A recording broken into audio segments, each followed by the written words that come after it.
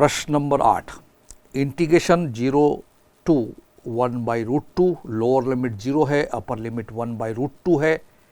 Function है sine inverse x upon in bracket 1 minus x square whole power 3/2 dx का मूल्यांकन कीजिए।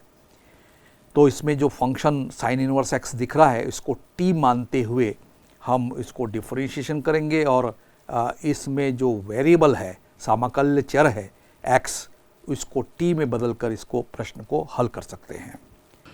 तो बच्चों प्रश्न नंबर 8, क्वेश्चन नंबर 8 पर आप ध्यान दीजिए। क्वेश्चन 8 कह रहा है कि इंटीग्रेशन 0 से 1/√2 है और वो sign inverse x upon 1 minus x square की पावर 3/2 है dx, ये सवाल है।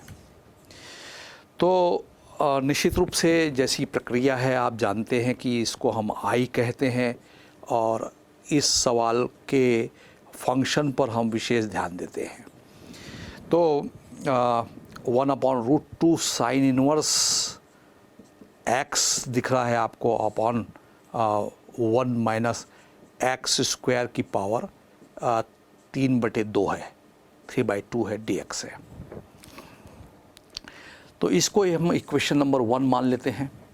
अब आपको मालूम है कि जब इसके इंटीग्रेशन, इस फंक्शन के इंटीग्रेशन की बात सोचते हैं तो इसको सरल करने की कोशिश करते हैं। तो निश्चित रूप से हम यहाँ प्रतिस्थापन की बात सोचेंगे। हमारे दिमाग में एग्जामिनेशन हॉल में ही आया कि साइन इनवर्स x को हम t मान लें।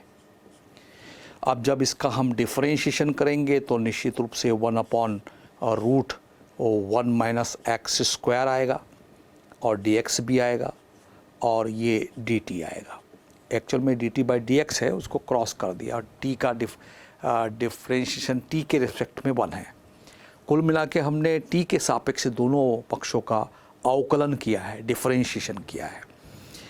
लेकिन फंक्शन में आप ध्यान दीजिए, यहाँ देखिए पावर 3/2 है जबकि रूट यहाँ है, मतलब इसकी जो घात है 1/2 है।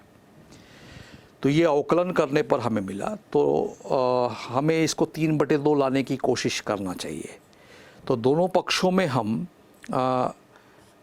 एक काम करते हैं कि 1 माइनस एक्स स्क्वायर की पावर रूट है, मतलब 1/2 है, और 1 माइनस एक्स स्क्वायर का यहाँ लेफ़्ट साइड में भी गुणा कर दें और dt में भी 1/1 माइनस एक्स स्क्वायर का गुणा कर दें। और क्यों कर रहे हैं आप समझ रहे होंगे। ये पावर 1 है, 1 और हाफ दोनों जुड़ के 3/2 आ जाएगा। तो आपका ये जो एक्सप्रेशन है, जो इंटीग्रेशन का फंक्शन है, उससे ये टेली हो जाएगा। तो आगे बढ़ाते हैं कैलकुलेशन को। तो dx upon 1 minus x square की पावर 3/2 आया। लेकिन यहाँ dt है और नीचे 1 माइनस एक्स स्क्वायर है, जबकि t के रूप में ही आना चाहिए। तो यहाँ पर आप ध्यान दीजिए कि यहाँ x इज इक्वल टू क्या होगा, साइन t लिख सकते हैं। तो यहाँ t के फॉर्म में ही एक्सप्रेशन आना चाहिए। तो इसको हम 1 माइनस साइन स्क्वायर t लिख सकते हैं। यानी कुल मिला के ये dt upon 1 cos square t हो गया। इसको ऊपर कर देंगे तो ये सेक स्क्वायर t dt हो गया। यानी लेफ़्ट साइड का जो एक्सप्रेशन है t के फॉर्म में आना अनिवार्य है। आपने भले ही sine inverse x is equal to t माना है।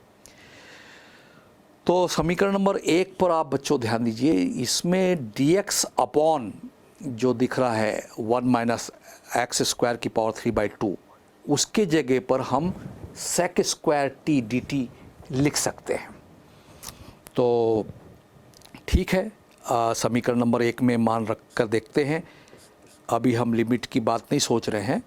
हमने साइन इनवर्स x को t मान लिया है तो t लिख देंगे और dx अपॉन इसके जगह पर हम sec square t d t लिख सकते हैं। तो जो समाकलन है, इक्वेशन नंबर 1 है, वो टी के फॉर्म में कन्वर्ट हो गया। लेकिन जो लिमिट है 0 से π/2 थी, ये x की वैल्यू है। बच्चों आप ध्यान रखेंगे कि यहाँ पर वेरिएबल x है, उसकी लोअर लिमिट 0 है और अपर लिमिट 1/√2 है। तो x है, यहाँ t के फॉर्म में हमने बदल दिया है। तो x = 0 होगा जब, तब क्या होगा, साइन इनवर्स 0 = t होगा, क्योंकि हमने साइन इनवर्स x = t मान लिया था। तो कुल मिला के हमें साइन इनवर्स 0 क्या होता है, 0, तो t = 0 मिल गया। और जब अपर लिमिट x = 1/√2 थी, ये देखिए 1/√2, यहाँ भी 1/√2 है, वो x की वैल्यू है, तब t की जो वैल्यू है वो साइन इनवर्स 1/√2 होगी। और साइन इनवर्स 1/√2 एंगल फॉर्म में होगा, वो है π/4 = t होगा। तो लिमिट निश्चित रूप से ये 0 से π/4 में ये बदल गई। तो यहाँ बच्चों ध्यान रखेंगे कि लिमिट भी चेंज होती है, ऐसा नहीं कि आप 0 से 1/√2 ही लिमिट रख दें। तो जब हम किसी फंक्शन में प्रतिस्थापन की प्रक्रिया करते हैं, तब हमें विशेष ध्यान रखना है कि जिस वेरिएबल में चेंजेस आ रहा है उसकी लिमिट पर भी हमें विशेष ध्यान देना चाहिए।